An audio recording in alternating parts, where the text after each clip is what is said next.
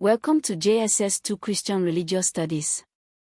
Today we study the missionary journeys of St. Paul, the greatest missionary in Christian history.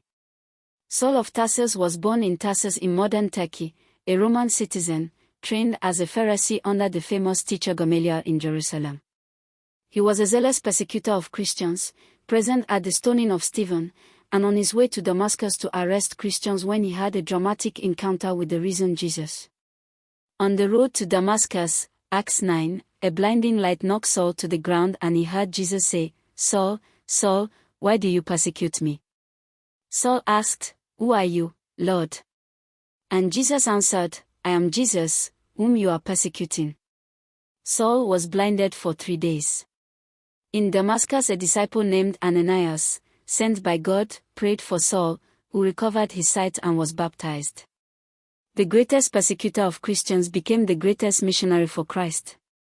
Saul became Paul, using his Roman name, and undertook 3 great missionary journeys recorded in Acts, plus a final journey to Rome.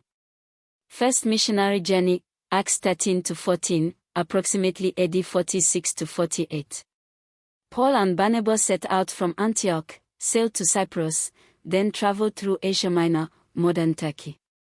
They preached in synagogues first, then to Gentiles when Jews rejected the message. At Lystra, Paul and Barnabas were mistaken for gods, Zeus and Hermes, and had to correct the crowd.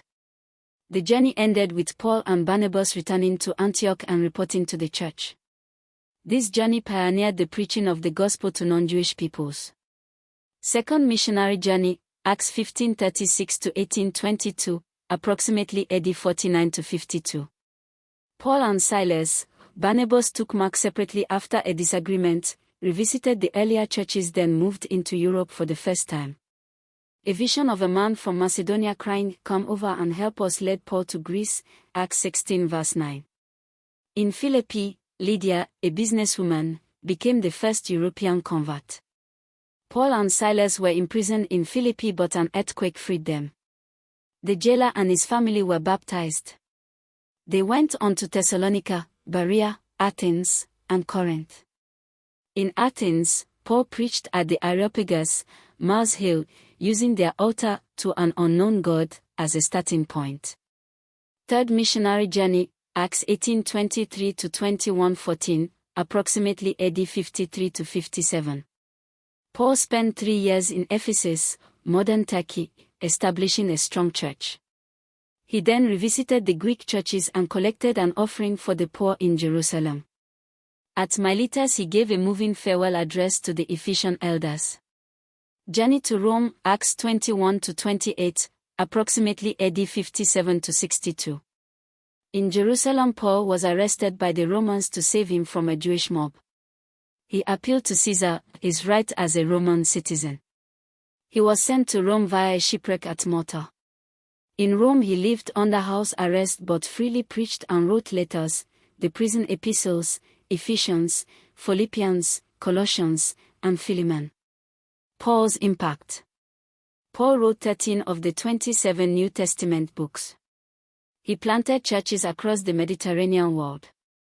He articulated the theology of grace, that salvation is by faith, not works. He broke down barriers between Jews and Gentiles, declaring, "There is neither Jew nor Gentile, neither slave nor free, nor is there male and female, for you are all one in Christ Jesus." Galatians 3 verse 28.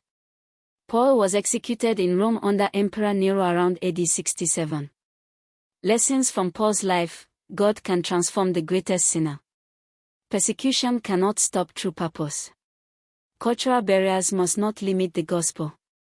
Remember, Saul/Paul was converted on the road to Damascus, Acts 9.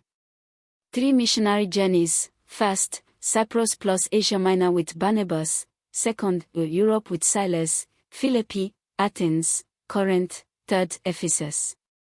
Final journey, Rome. Wrote 13 epistles. Key verse, Galatians 3 verse 28. Thank you for learning with us today.